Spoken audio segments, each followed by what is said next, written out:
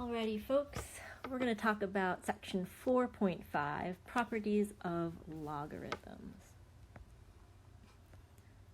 So, first thing we're going to talk about is solving log equations. And this is just a friendly reminder of how we solve log equations. So there is, you'll notice, a step number 1 that is blank right now, and that's intentional. We're going to come back later on and we're going to fill in step 1. Sometimes we have to do this, sometimes we don't. But for right now, we're going to start with step 2. So our first goal is to isolate the logarithm. And a logarithm is when we have log with some base and then the expression with the x, all right, that's the variable we're trying to get out of there, equals some number. Once we have the single log all by itself, then we're going to rewrite the equation in exponential form, which looks like this. We have our base, we're going to raise it to the number, and that's going to equal the expression with x. And in our final step, we're going to isolate x, or some people say solve for x, just like we do in any other equation.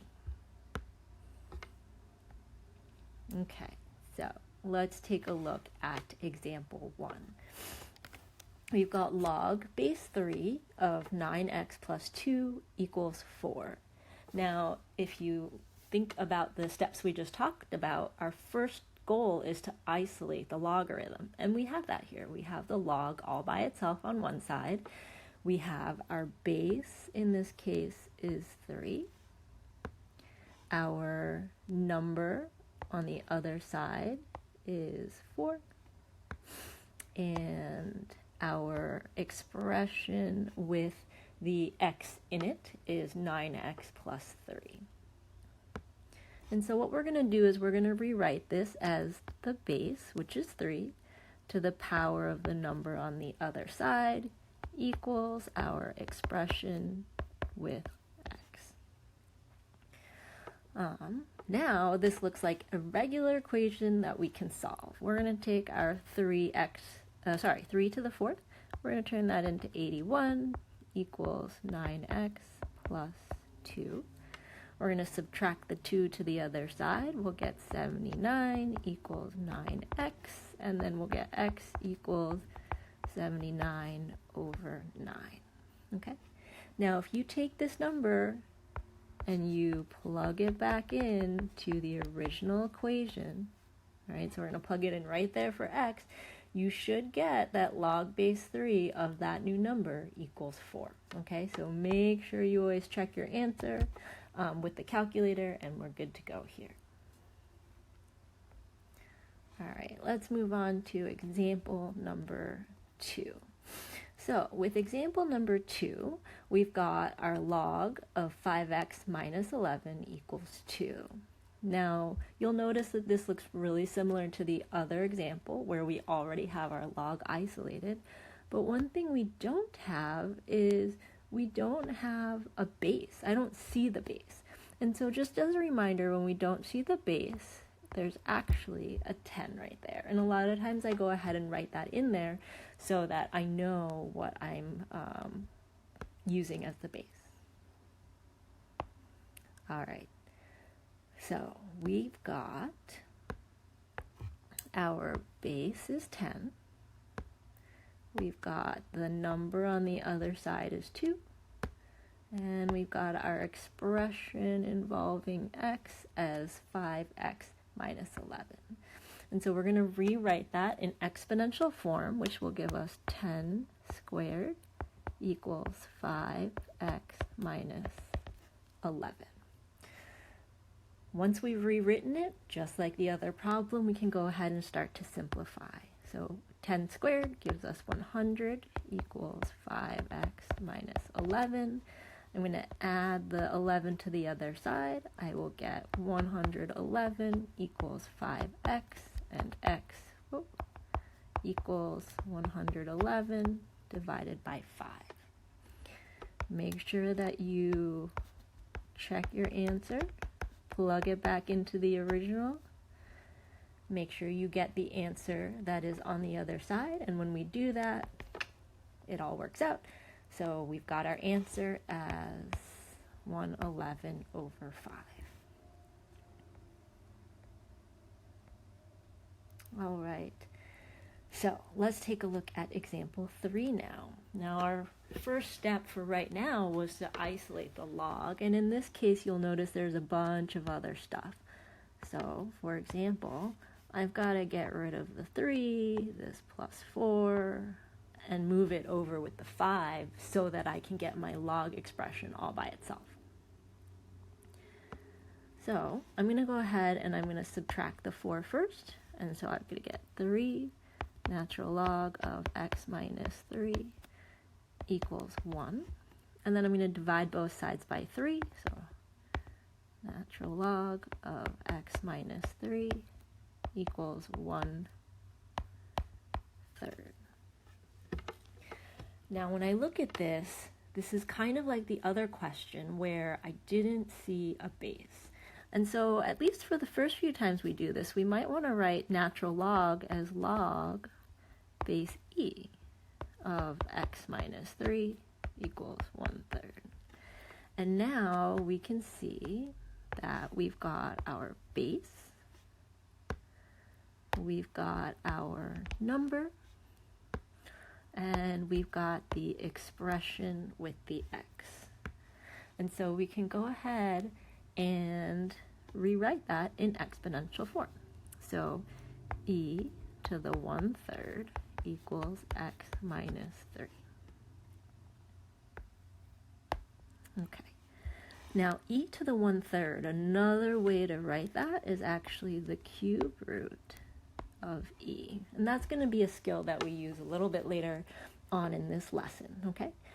So we get cube root of e equals x minus 3, and then our last step to get x by itself is just to add the 3 to both sides,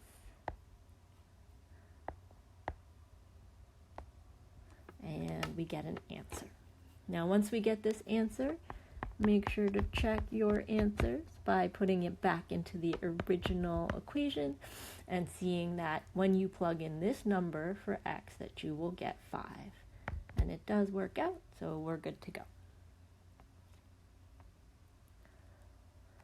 All right, so example number 4.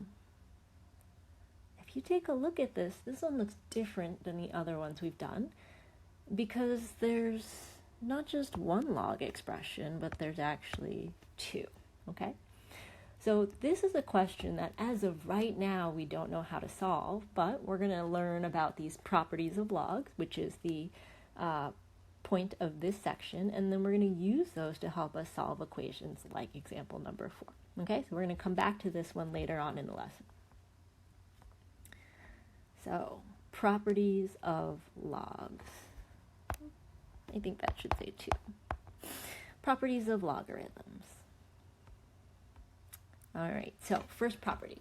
There's a property called the product property, and that means that if you have a log of one thing times the log of another thing, that is the same as the log of that first thing times, plus log of the second thing. Okay, so a product turns into a sum.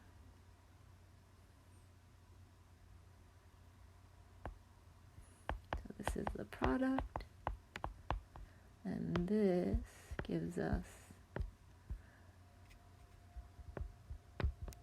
the sum. So I just want to use some variables to show us how we could go from a product to sum, but also how we could go from a sum to a product. So if I had log of x plus log of y, another way I could write that is log of x times y. Now, keep in mind, I don't see a base here, which means I'm writing the common log, and really all of these have a base 10. And that's actually important because we want to make sure that they all have the same base. all right? So this would be a sum to product. But I could also go the other way and have a product to sum. So if I wrote log base 2 of x times y, another way I could write that is log base 2 of x plus log base 2 of y. Okay? So you can go in both directions for this property. The quotient property. So this time we have something divided by something else. And when we divide those two and then take the log of them, it's the same as taking the log of the top and then subtracting the log of the bottom. So we can take a quotient and turn it into a difference or a subtraction. All right, so let's use some letters to show us how we can go in both directions. So I could have natural log of x minus natural log of y. Now natural log again means base e, it's just a simpler way of writing it. And because I see the difference, I can turn it back into a quotient, log of x divided by y. Now I just want to point out here that this is not equal to log of,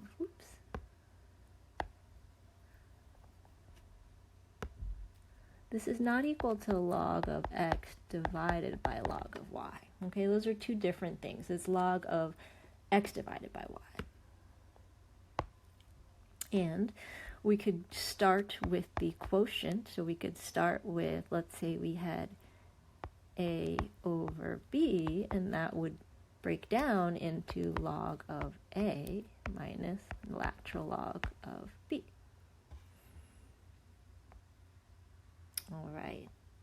Last property here, we've got the power property. And we'll notice that we can have something raised to a power.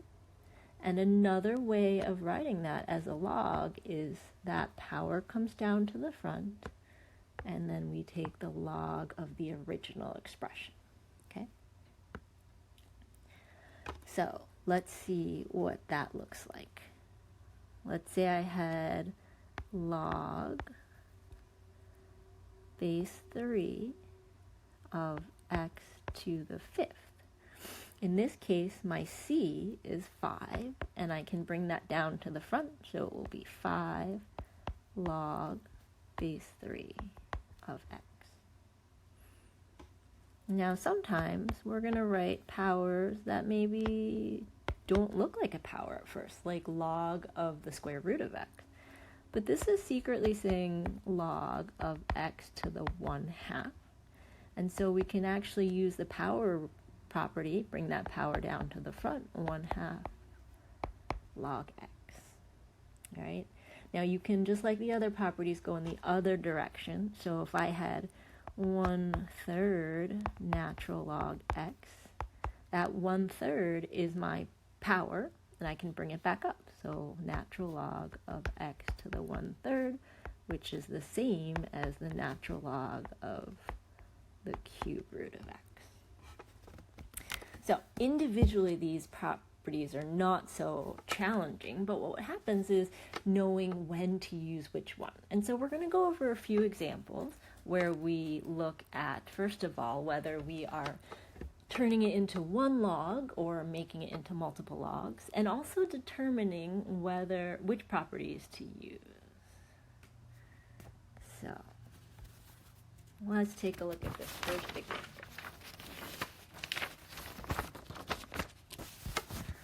All right. Condense or expand.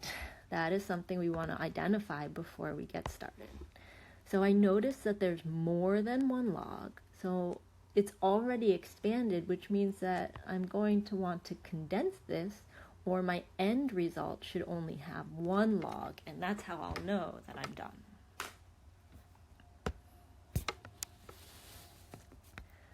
So the first property I like to use is the power property. If there are any powers, I like to pack them back up into the power. So I notice that this 2 here is a coefficient, so I can bring it up as a power. I'm going to leave the rest of it alone right now. Log of x minus 2 plus log of x plus 5 minus log of 3 squared. Okay.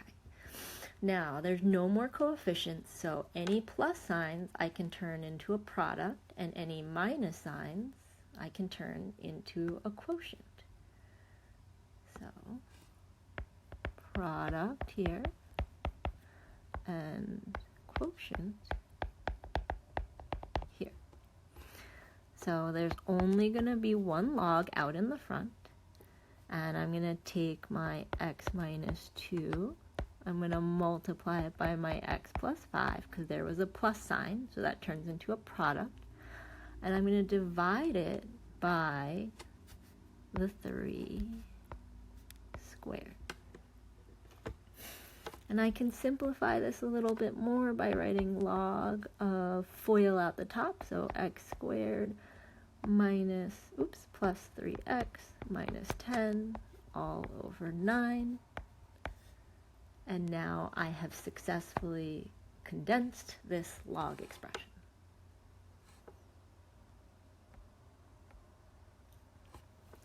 All right, so condense or expand. I notice that I only have one log here, so my goal is going to be to expand these logs, turn it into a lot of different logs. That means any product will go to a sum,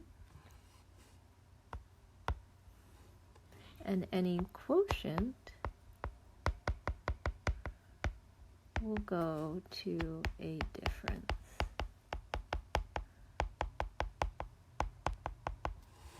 All right, so I've got natural log of x to the 5th, and it's going to be plus natural log of e to the 6th.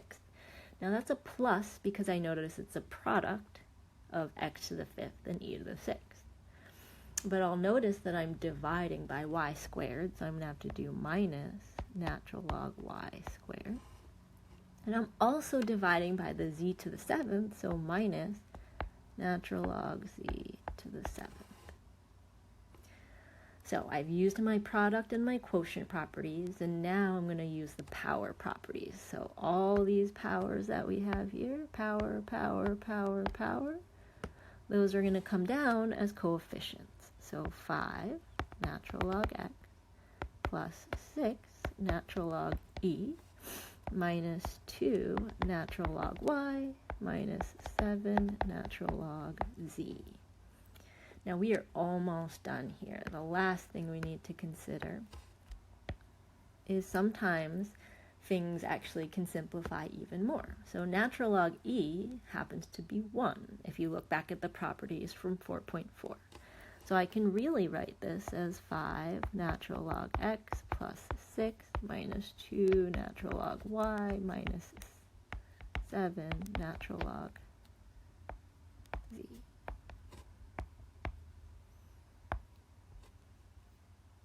Okay. Next question. Condense or expand? I notice that there's more than one log, so I want to condense it. And when I condense, I'm looking for the powers first. So I'm going to move this 3 up to the power. I'm going to move the 2 up to the power. So natural log of x cubed y cubed plus natural log of yz squared squared. Alright, so after I've done the power, then I'm going to go ahead and simplify that. So I've gotten natural log of x to the 9th, y to the 3rd, plus natural log of y squared z to the 4th. And now, do I use product or quotient? I notice I've got a plus sign, so plus sign tells me product. And I'm going to write natural log of x to the 9th, y to the 3rd, y squared, z to the 4th, because I'm multiplying all of them. And I can simplify that even more. X to the 9th, y to the 5th, z to the 4th. And that is condensing that log expression. All right, I hope we're getting the hang of these. Take a look at this one. Condense or expand. I realize there's only one log, so I'm going to expand. Now this time I do have a base of 9, so I need to write that base with every single term that I write. And I know it's a lot of writing, but we want to be thorough in our work. First thing I'm going to do though is I'm going to change this to have a power instead of a radical. So log base 9 of x to the 5 over 6 over y cubed times z minus 2 to the 7. Now I'm going to go ahead and start using my quotient properties. So log base 9 of x to the 5/6. Now it's going to be a minus log base 9 of y to the 3rd, because y to the 3rd is on the bottom, and it's also going to be minus log base 9 of z minus 2 to the 7th, because that's also on the bottom. Last step here, I'm going to take my powers, power,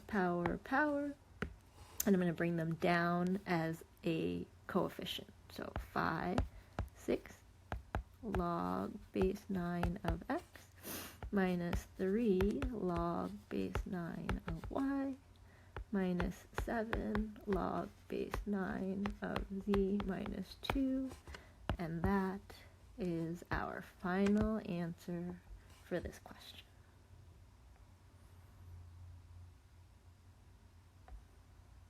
All right. If you feel like you're getting the hang of it, this is a good time to pause. Try the next two on your own, see how it goes. For this one, I notice more than one log, so I'm going to want to condense it. And when I condense, first thing I want to do is get those powers back where they belong. So, natural log of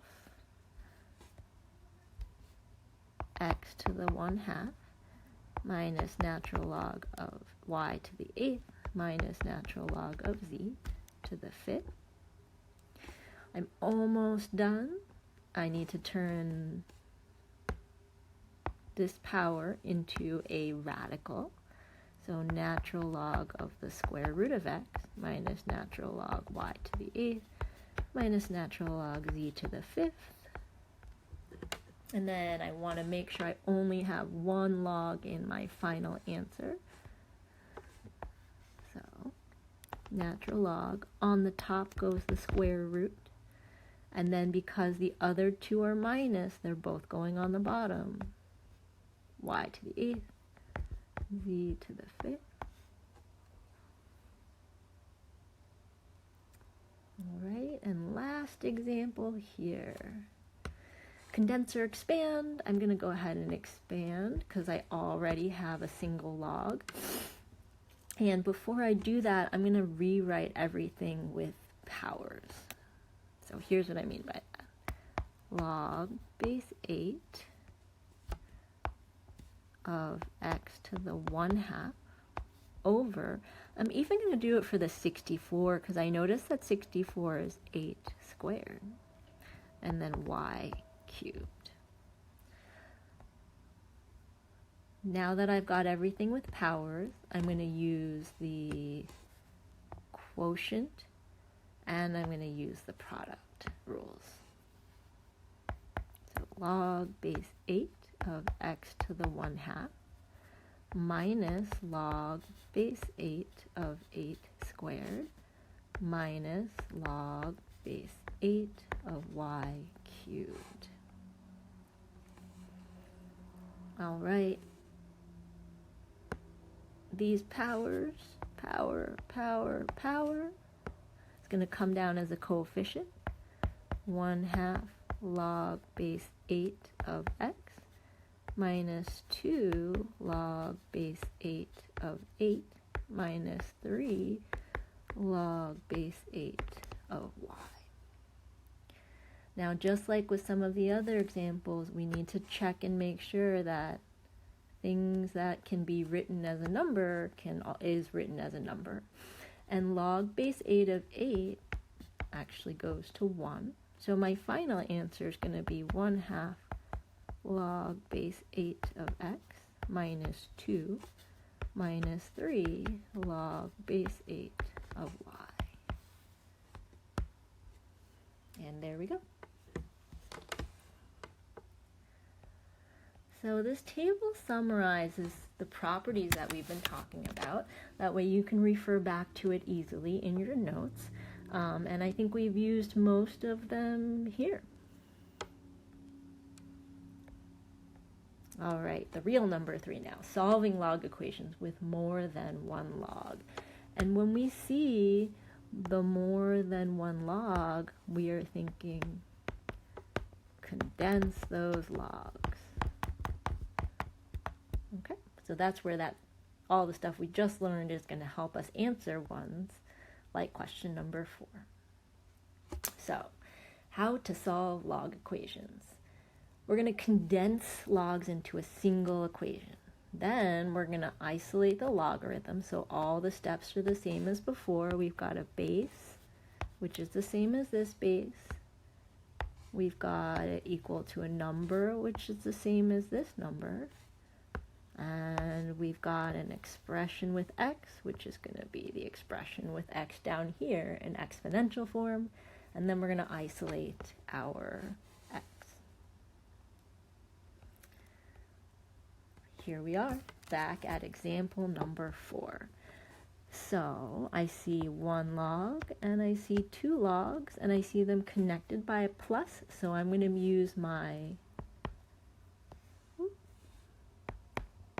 product property to turn that into 1 log. That's going to give me log base 8 of x times x minus 12, which equals 2. I like to simplify this part first, which is going to give me log base 8 of x squared minus 12x equals 2. You don't have to do it then. Some people like to do it later, but I like to simplify it a little bit as I go. And now we have isolated our log. We've got our expression with x. We've got our number. And we've got our base. So we can go ahead and rewrite this as 8 squared equals x squared minus 12x. All right, now from here, we're actually going to go ahead and move everything to one side, set it equal to 0, and then we're going to factor. All right, factoring is actually a super important skill that comes up not just in pre-calc, but all the time in calculus. So if you're not sure about how good your factoring is, now is a good time to make it even better. So I'm going to go ahead and move this 8 squared to the other side. So I've got 0 equals x squared minus 12x minus 64. Okay. And that actually factors into x minus 16 times x plus 4, which means that x equals 16 or x equals negative 4. Now, it's super important that you check your answers here. Okay? So check your answers. When you plug 16 back into the original, it does give you 2. But when you plug in negative 4, okay, so when I do negative 4 in for x, it is not going to give me 2. So only x equals 16 is our answer. And that's going to be something I'm looking for on the exams is, can you tell me, are the answers correct? Which ones work and which ones don't work? All right, let's try 2 more. Example number 5. Same thing again. I realize that I've got more than one log and they're connected. Oops.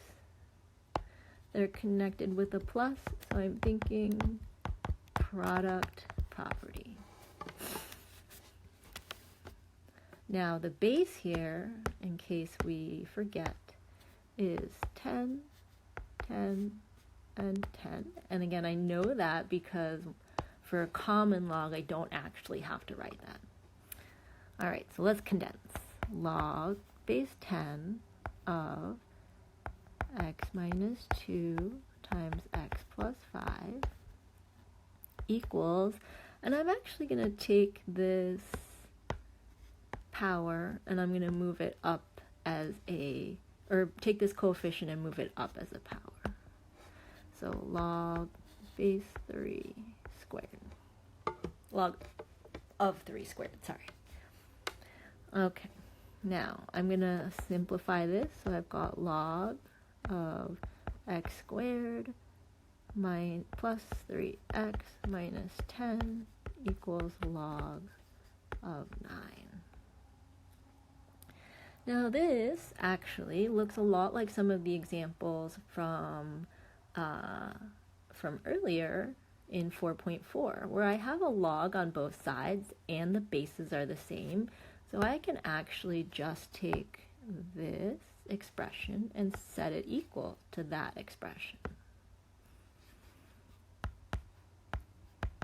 Now this only works if your bases are the same. So you can't do this if the bases are different. But just like example 4 now, we've got a quadratic. And so we're going to move everything to one side, set it equal to 0. And this one doesn't factor, but it's a good chance for us to refresh ourselves with our quadratic formula. Okay? So x equals negative b plus or minus the square root of b squared minus 4ac all over 2a. And when I plug in the numbers I have, I get negative 3 plus or minus 9 plus 4 times 19 plus, because it's a negative 19, all over 2. And when I turn those into decimals, I'll get 3.11 and negative 6.11 for my x values. Now you want to make sure to check your answers. Plug them back into the calculator, see which ones work and which ones don't. And when you do that, you'll notice that this one does work, whereas the negative 6.11 does not work. Now on an exam, you don't need to show me you plugging it back into the calculator, but you also want to make sure you're not just guessing. Actually plug it back into the calculator and make sure that it works. All right, last example here. We've got more than one log. This time I see a minus sign, so I'm thinking quotient. And so I'm going to keep the left side the way it is. But on the right-hand side, I'm going to turn those into 1 log x plus 2 divided by 3, and division because it's the subtraction or quotient. Now, just like example number 5, we could set the left-hand side equal to the right-hand side. I'm going to set this expression equal to that expression. So 2x plus 1 equals x plus 2 divided by 3. I'm going to go ahead and multiply the 3 to the other side.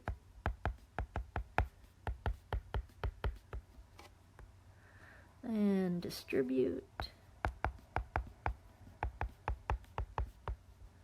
I'm going to subtract the x. I'm going to subtract that 3, and I get x equals negative 1/5, or you could also say negative 0.2. I generally prefer fractions over decimals, and I think you'll find that a lot of your calc professors also feel that way, but it's not wrong to put negative 2, and we want to make sure that we check our answers. And when we do that, we'll realize that this one does work. Alrighty, folks, that's the lesson on 4.5. If you have any questions, shoot me an email, send me a message on WebAssign or on Canvas, and I'm happy to answer those and clarify. Thanks so much.